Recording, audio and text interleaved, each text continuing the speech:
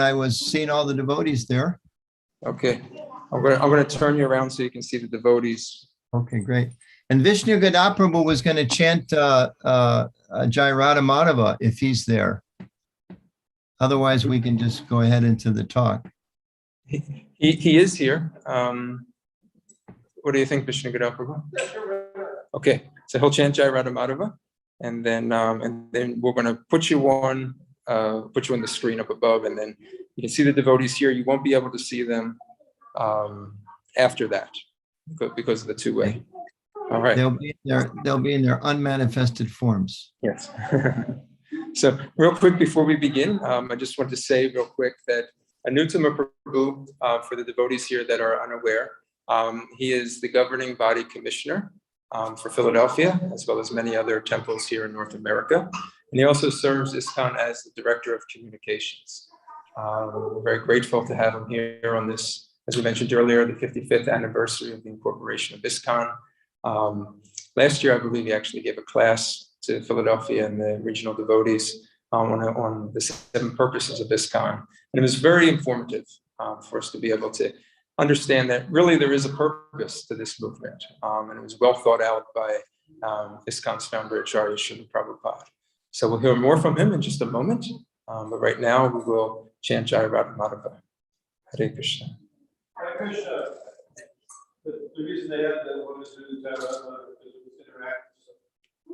They won't be a spectator. So, I'll chant it. Is that okay?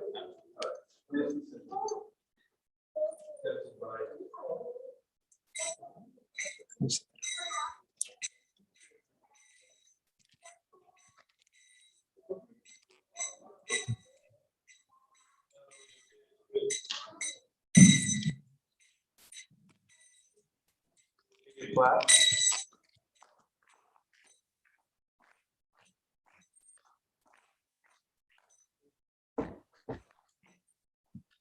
Radha Madhava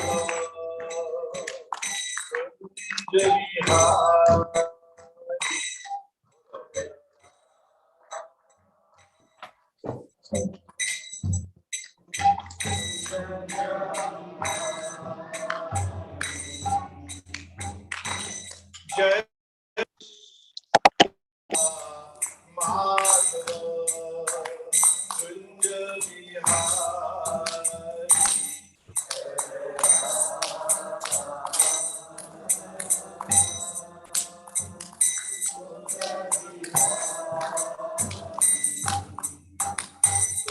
Jana Vallabha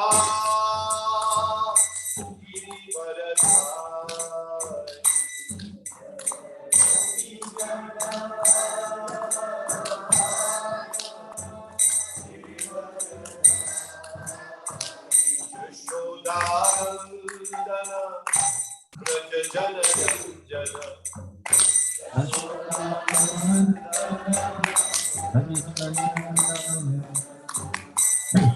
Yashodandana Braja Jana Jana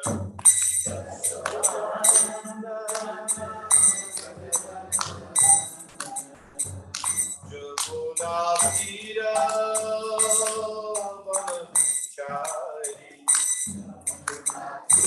Radha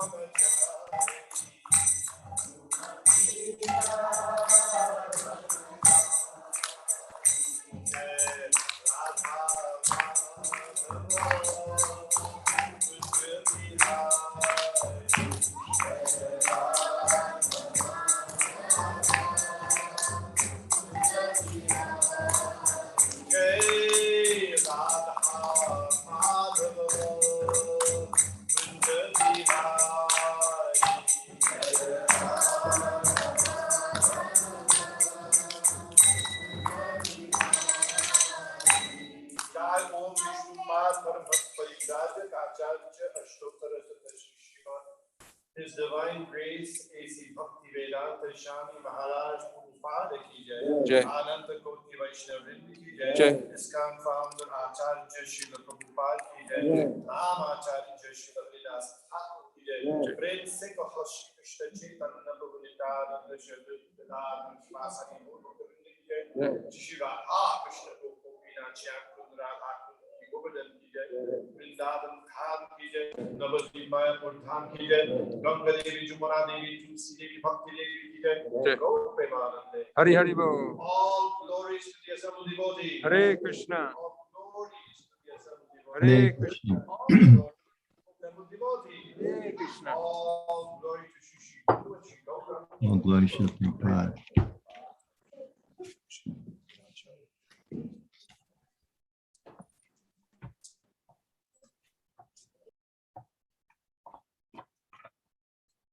Okay, Anuttama Prabhu, Okay, Dronacharya, we're so going to are hand it you, over to you now. okay. Is the volume okay? Are you able to hear me all right? I'm not sure how I can hear you, so I Yes, just, yes, we hear you fine. okay, fantastic. All right, great, thank you. So first, I just want to thank all the devotees for allowing me to come and have your association. Initially, I planned on being in Philadelphia this weekend, so we scheduled this this talk when I would be there, but some things came up and I wasn't able to travel.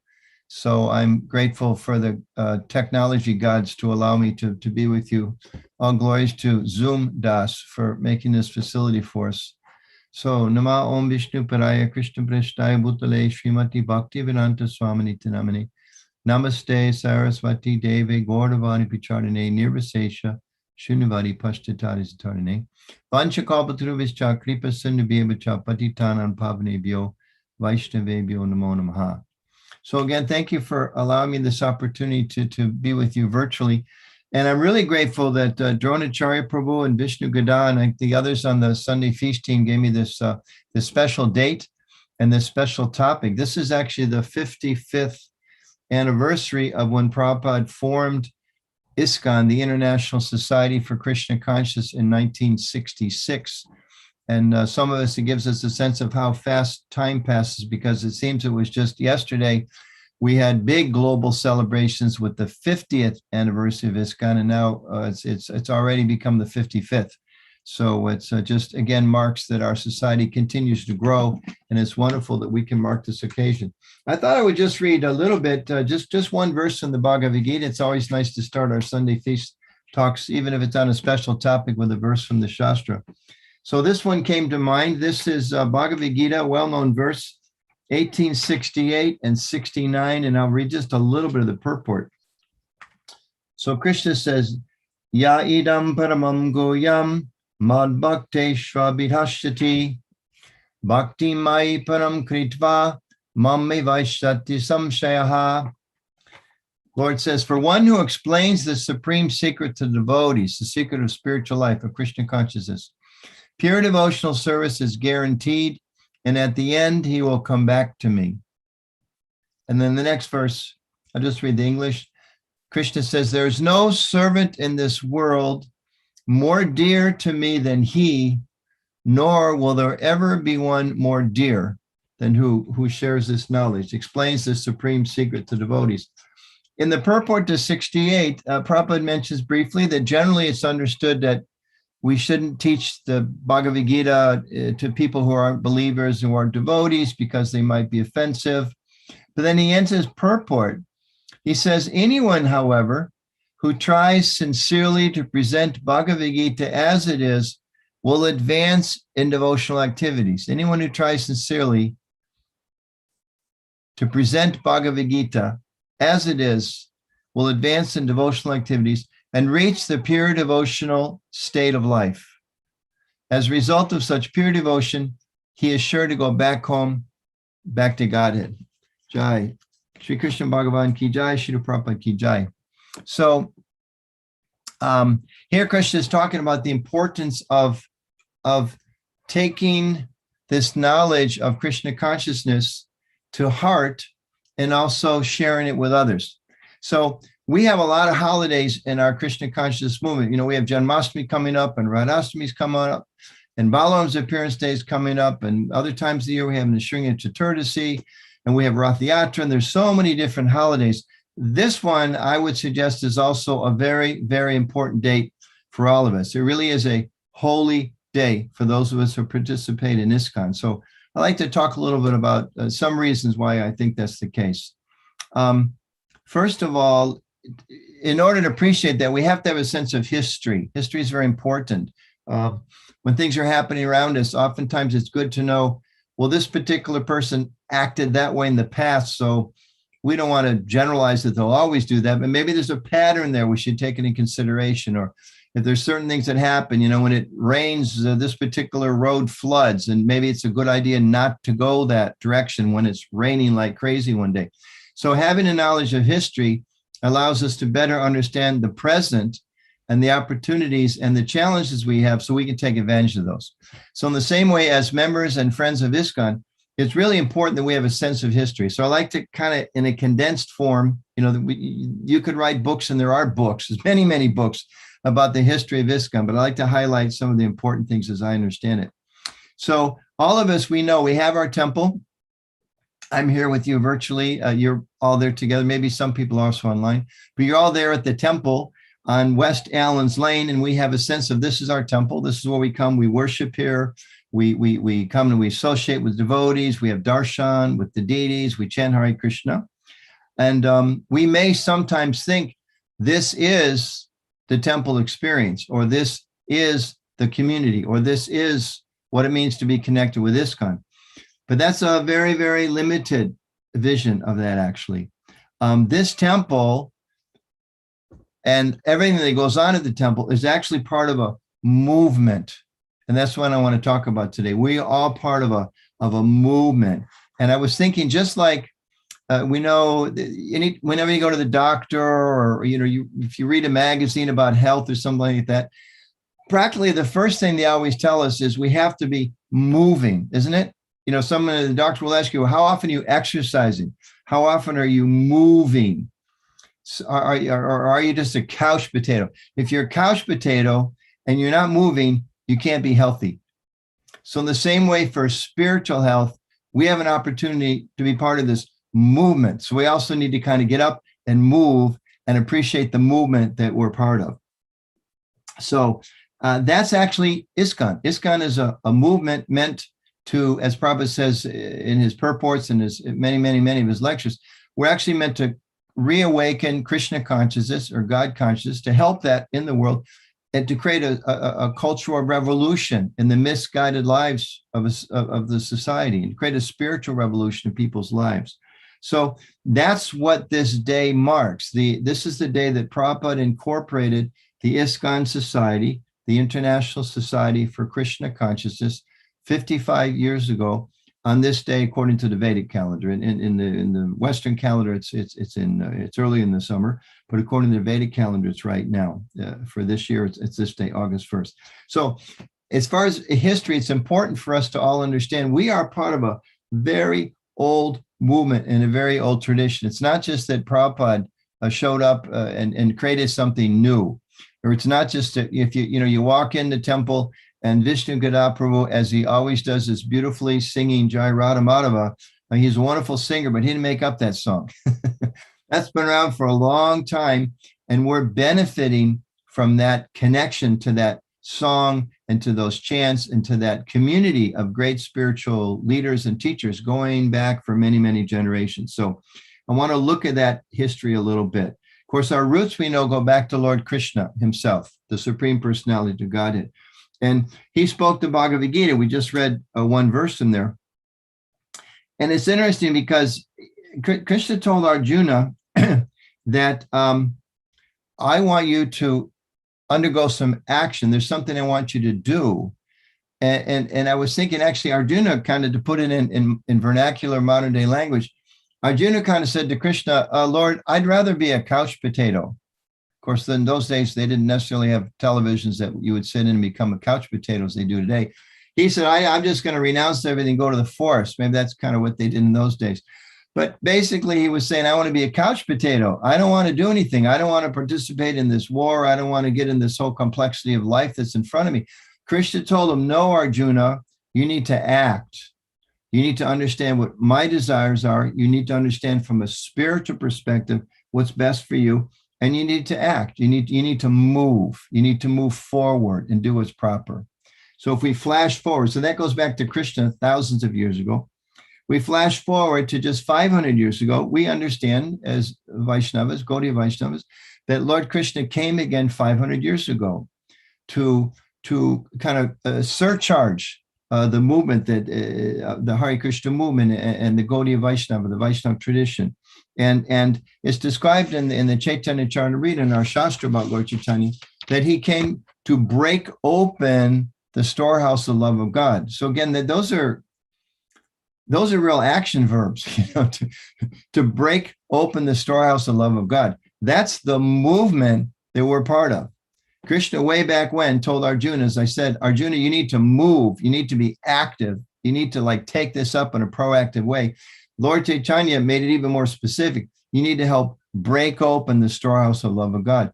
And he did that by taking some very, very powerful steps. He took the ancient chanting of mantras, particularly the Hare Krishna mantra that's there in the Shastra going back perhaps millions of years. Even contemporary scholars will say thousands of years. Very, very ancient books of knowledge talk about these mantras. But Lord Chaitanya specifically said, we're going to take it out to the streets. We're going to teach it to everyone. We're going to encourage everyone. There's no barriers. This is how he moved the movement forward, how he established this real public effort to engage everyone in Krishna's service. And he said, there's no barriers. Everyone can take up this process. He said, and there was big critics, very powerful critics that tried to stop him, tried to stop his movement. The people that felt threatened by they had hierarchical positions in society. They said, wait a minute, we have a monopoly on worship. We have a monopoly on teaching people how to approach God. They have to go through us. All the different rituals we perform. Lord Chaitanya said, no, that's not necessary. Krishna is so kind. He's incarnated. He's manifest in this age in the Hare Krishna mantra and chanting the names of God. And it's open for everyone. So he made, and when he was opposed, he actually organized a social protest movement. Again, we're part of a movement. He organized a whole movement. I was in Mayapur a year and a half ago now because we can't travel.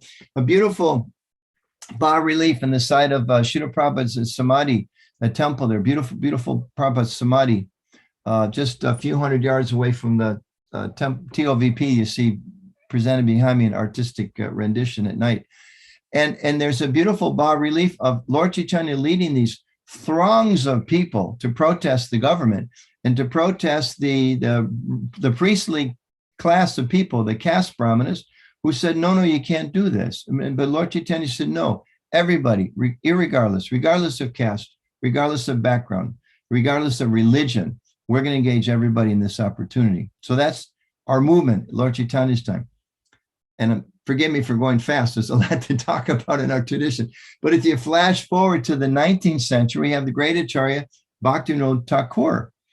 And he was a great innovator of how to spread this movement of Krishna consciousness. And he also moved with the times. He's particularly noted by historians and by devotee scholars to understand about how he adapted his methodology of sharing Krishna consciousness to the time.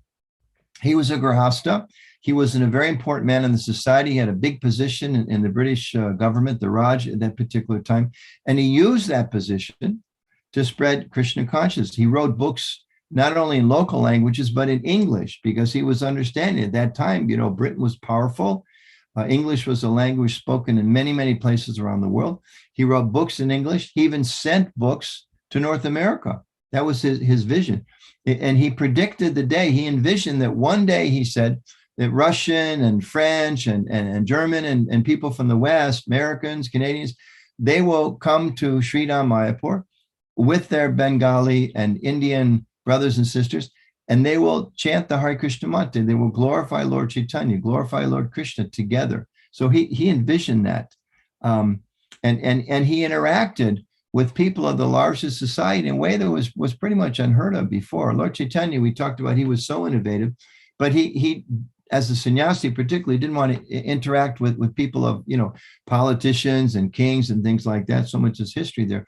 Bhaktivinoda Thakur particularly interacted with those important people, wrote letters to those people, met those people, talked to those people, talked the language of those people, because he knew that ours is a movement, and he innovated and he applied how to best practice and spread Krishna consciousness according to that time.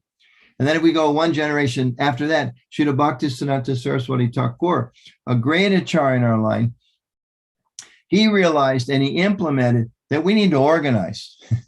if this is going to go global, we have to organize. And so then he created the Gaudiya Math with dozens of branches all around India.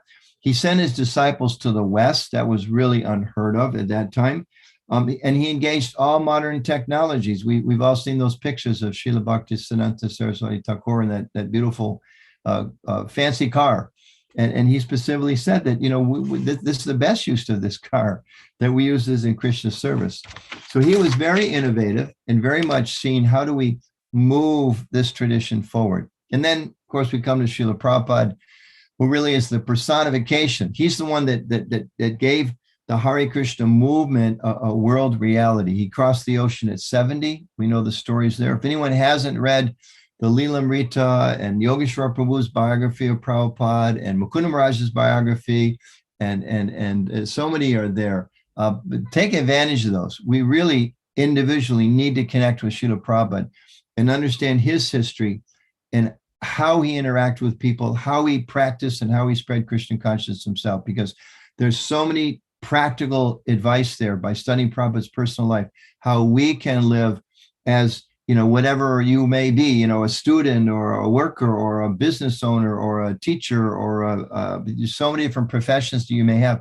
How do I practice Krishna consciousness within my day-to-day life? We should look to Prabhupada and really study those biographies to understand better. So we know briefly, Prabhupada traveled the world 14 times. He landed here at the age of 70. But over the next 11 years, traveled so widely, he wrote dozens of books in dozens of languages.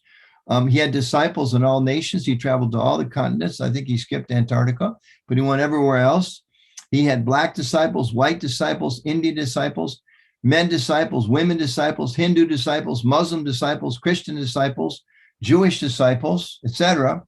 And he empowered all of them to practice Krishna consciousness and to teach Krishna consciousness. He had people of all those backgrounds. He made them Brahmins, he made them teachers, he made them pujaris, and he made them leaders. He didn't discriminate.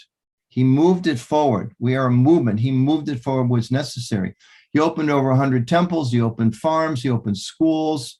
He started Rath Yatra festivals. I mean, I think people are going to be for centuries going back and unpacking the contributions that Prabhupada made. I mean, even we in the generation just a few decades after Prabhupada, we haven't really understood the impact, the breadth of what Prabhupada achieved.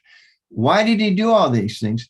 Because he knew we needed a global organization. He knew we needed to move this together collectively.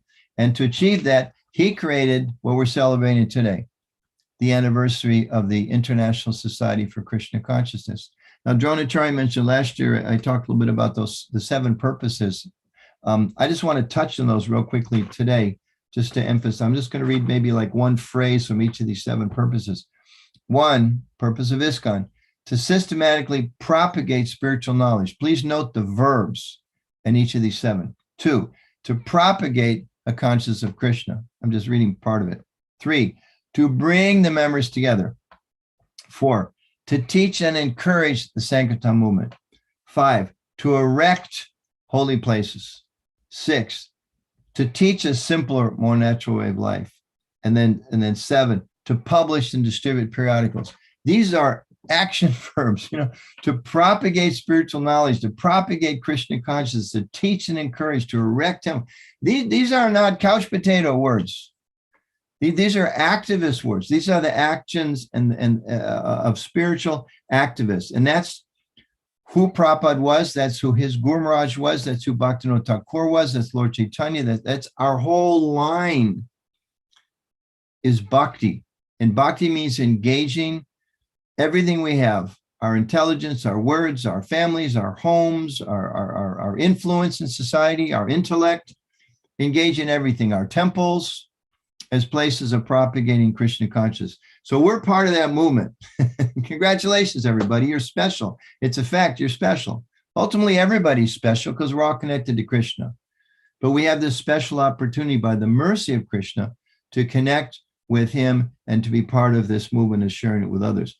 So what does that mean today? Our job is, we have a job. Being connected with ISKCON means to carry it forward. And this 55th anniversary is an opportunity to celebrate that and to remember, so that we're not just, 20 people or 50 people or sometimes 2, 3, 4, 500 people at West Allen's Lane, or where I live in Potomac, Maryland, a few hundred people there. That's not who we are, really. We shouldn't see with such limited view. We need to see we are part of a global movement. We're part of a global society that's building this beautiful temple for Lord Krishna and Lord Chaitanya behind me. We're part of a global movement that every year is publishing millions of books and distributing them in dozens and dozens of languages. That's who we are. We're part of that. So we should be excited by that. We should be inspired by that. And we should be enthused by that opportunity. It's a wonderful opportunity. And I remember as a new devotee, one of the things I was taught, and I never read this, but I was taught this, so maybe somebody can look it up.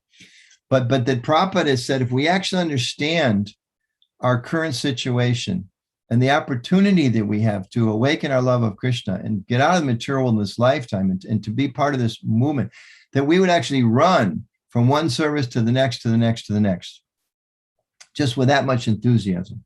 So that's what it means to be part of ISKCON, to pick up Prabhupada's mood, that level of enthusiasm.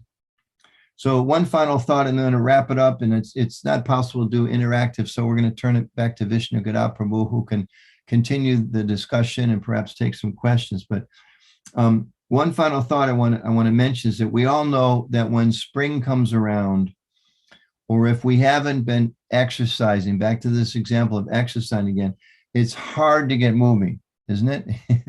It's hard to stop being a couch potato. I know I try to swim regularly, and sometimes I travel, and then, I feel stronger. I feel I can do so much more service if I swim. That's my particular preferred type of exercise.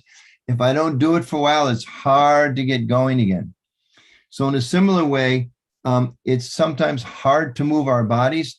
It's hard to move and really bring ourselves up to this kind of a spiritual focus in our practical life. And we face different kind of challenges in trying to do that. It's not that, everything is so simple. Things aren't simple. Things aren't easy. This is the age of Kali Yuga. It's an age that's hard for spiritual practice. That's why Lord Chaitanya came, to try to make it easier with teaching about the chanting. But the same way that we face challenges in trying to get our health back, in the same way we face challenges in trying to be a movement and trying to keep our movement together and trying to share Krishna consciousness with others. I heard on a lecture the other day, it was in one of the first few verses of Bhagavad Gita, and Prabhupada was explaining how Duryodhana went to his teacher, Dronacharya, and said, just look, my dear teacher, how the army of the Pandavas is so expertly organized. And in this lecture, Prabhupada said this was Duryodhana's intelligence. He said, just like in business or certainly in warfare or anything we do, we should try to understand if there's opposition, what's the nature of that opposition? If you don't understand that, you're not going to be successful. So say if you have a business product, you need to understand, well, who's the competition? Or, certainly, if there's any military people in the audience, you have to understand, what's the other army or what's the other air force? So in a similar way, we should understand there's going to be challenges. Material life means forgetfulness of God. We're trying to remind people of God. Materialistic life means the goal is being propagated as sense gratification. We're trying to say to people, excuse me, dear sir, dear madam, actually, there's something else that's more valuable than what you're doing with your life. And please, can we share this with you? Can we help and inspire this within your own heart? So we're going to face challenges. We should know that we will face challenges. We do face challenges. We have faced challenges. Don't be shocked by that. But as Lord Krishna, as Prabhupada was explaining, that Duryodhana was understanding there's going to be challenges. We need to prepare for these. In the same way, Lord Chaitanya faced challenges, as I mentioned. The caste Brahmins of the time tried to stop his whole movement. Srila Bhaktisiddhanta Saraswati Thakur, he was bringing people from all castes on pilgrimages to Vrindavan and other places. And sometimes people they were stoned, pick up a big rock and, you can get hurt. You can get killed by that. And closing the shops and closing the temples. There was that much degree of opposition. Why? Because he was moving the spirit forward of engaging everyone, giving everyone the opportunity. And he ran into obstacles. And Srila Prabhupada had so many obstacles. Those of you that maybe have read Giriraj Maharaj's recent book, Let There Be a Temple, about Prabhupada's efforts to build a beautiful temple in Juhu. So many obstacles Prabhupada had to face again and again and again. And I need to give 3 hours of lectures. The book's about this thick, and I encourage any of you that haven't read it yet, please pick it up. It's very exciting, very interesting to see the challenges that Prabhupada met. And, even to the point, when Prabhupada was first spreading Krishna consciousness in India, there were accusations that we were CIA. I mean, just imagine, it said that even in the parliament, people saying, oh, these people, these foreign people, how could they possibly take up Vaishnavism? How could they take up such a serious commitment to Krishna consciousness? And there was opposition. And of course, here in the West, they were wondering, well, maybe these people, maybe someone's, using some mind control or something. How could they become a vegetarian? How can they give up drinking? And how can they give up smoking and all this? So many challenges, and even, trying to pass laws and against the society and so many obstacles. But even when Prabhupada was still here physically with us, the U.S. courts, were pushed to look into this. Is this community for real? Are they legitimate? Are they a threat? Is it bona fide? And even in the court system, the U.S. courts came out and said the Hare Krishna movement is a bona fide religion. And he wanted to explain, the authenticity of the tradition. And Prabhupada was very pleased with that. He said something effective. So now I'm successful because my tradition, my Hare Krishna movement, Gaudiya Vaishnavism, has been recognized as authentic. So we too are going to face challenges. Prabhupada faced challenges. Bhaktivinoda Thakur faced challenges. Lord Chaitanya, of course, he's God, but still in that Leela, he also faced many challenges. Individually, we face challenges. Collectively, we face challenges. And we have to be strong to get to those challenges. And we have to be Krishna conscious. So just to end, I was thinking, again, reflecting on these great teachers in our line, what are some of the essential things they taught us about how to overcome challenges? And I'd take one from 5 different great acharyas, avatars in our tradition. Of course, Lord Krishna, Tams Tatiksha Bharata, he told Arjuna, you have to be tolerant. So when we face obstacles in our personal life or in our efforts as a movement to move forward, to fix our temple, to expand our preaching, our outreach, festivals, we have to be tolerant when we face obstacles that come up. Lord Chaitanya, just to take one concept from him, he told us to be successful in chanting. So you have to respect other people. You have to respect everyone. So if we develop a respectful frame of mind, we'll be more successful, be able to overcome challenges. Rupa Goswami taught us, of course, there's overlap. They all said these things, but a particular emphasis from some of these acharyas. Rupa Goswami taught us we have to be patient. You cannot be successful in spiritual life if we're not patient with myself and with what's going on outside, and absolutely with others, especially with others. We have to be patient. In Prabhupada, in the Leela, I think it's 4th canto, Prabhupada emphasized the need for a cooperation with the sons of with the Prachetas, the need for cooperating together. And of course, that was Prabhupada's one of his most powerful and repeated instructions in the last days and weeks and months of his being physically with us in this world was, your love for me will be shown how you cooperate together. So cooperation. And then back to Krishna again, first principle of knowledge that he gives in the Bhagavad Gita, one has to be humble. So I think when we face these challenges, which we all do, am I practicing tolerance? Am I being patient?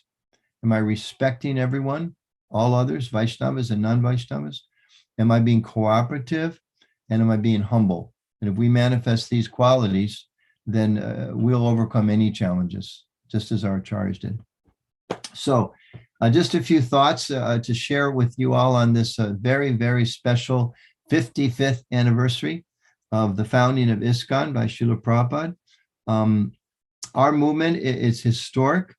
It's a great opportunity for all of us to participate in this movement. It's the very best way to help ourselves, and it's the very best way to help the world. There's lots of good things going on.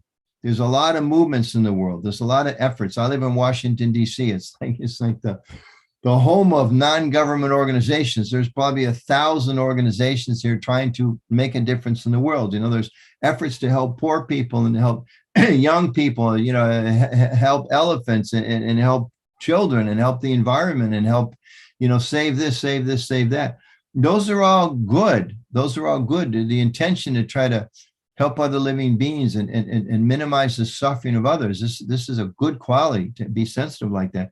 At the same time, our movement, the Hare Krishna movement, the ISKCON Society, is trying to go to the root cause of all that suffering, the root cause of the ignorance, the root cause of the forgetfulness of God, the competitiveness, the envy, the enmity. There's so much anger and bitterness in the world these days. I mean, look at the political situation, and it's just, it's sometimes discouraging.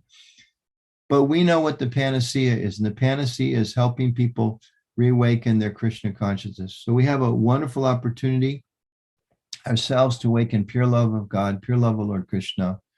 It's there, it's within grasp for us. Prabhupada said it's guaranteed. If we just are steadying our application of the process, there may be so many different obstacles. One time a devotee asked Prabhupada, you know, how can we possibly be successful? The material world, it's like an ocean. For Prabhupada said, but if you're in the ocean, if you're in a strong boat, even in the middle of a storm, you'll be safe. So that boat, Prabhupada gave us that boat. The ISKCON Society, the Hare Krishna movement, the community, the Vaishnavas, of which our temple in Philadelphia is a very important and very vibrant part of that global movement, historical movement, transcendental movement. So we should, you know, we should almost come to the temple and get goosebumps, right? I don't know the Hindi way of saying that. we should think like, wow, how fortunate. When we leave the temple tonight, we should get goosebumps to think I was just so fortunate to have this association with Krishna and with the devotees. And there may be challenges, and okay, I don't get along with this person so well or that person so well, or, you know, how come we can't fix this or fix that, or there's always some obstacles.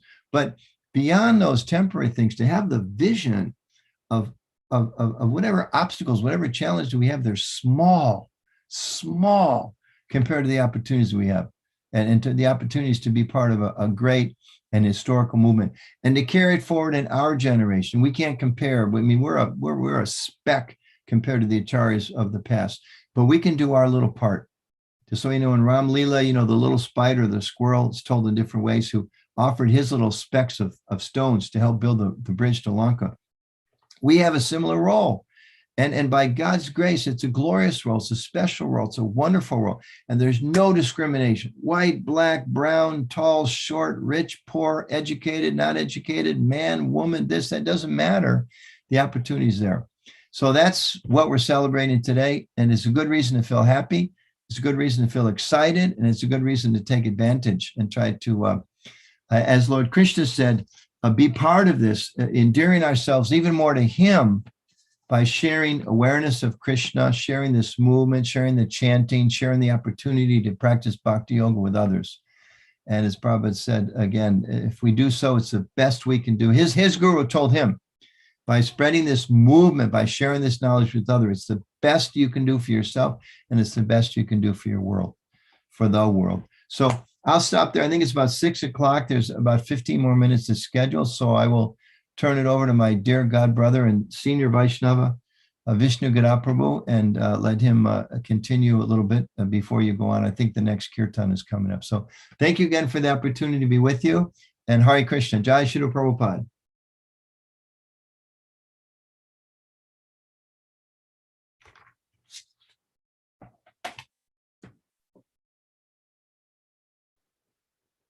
Hare Krishna, Anuttama Prabhu. So in the temple room there, they started the class. So through YouTube, they were projecting. So if you want to, you can stay on, but it won't be showing in here. Okay, so Vishnu is going to take over now. He already did. Okay, good. Okay, great. Is this Sita I'm talking with? Yes, yes. I will. So it's not broadcasting now. No. Okay, good. So thanks for the opportunity. I think I'm going to go ahead and turn off mine because I've Yes. actually got another meeting coming up. I'm gonna end it. So Okay, thank you. Thanks for the opportunity, especially anytime you want somebody to talk about ISKCON, please give me the opportunity. oh, you're amazing. So thank you very much. Hare Thank Krishna. you. Hare Krishna.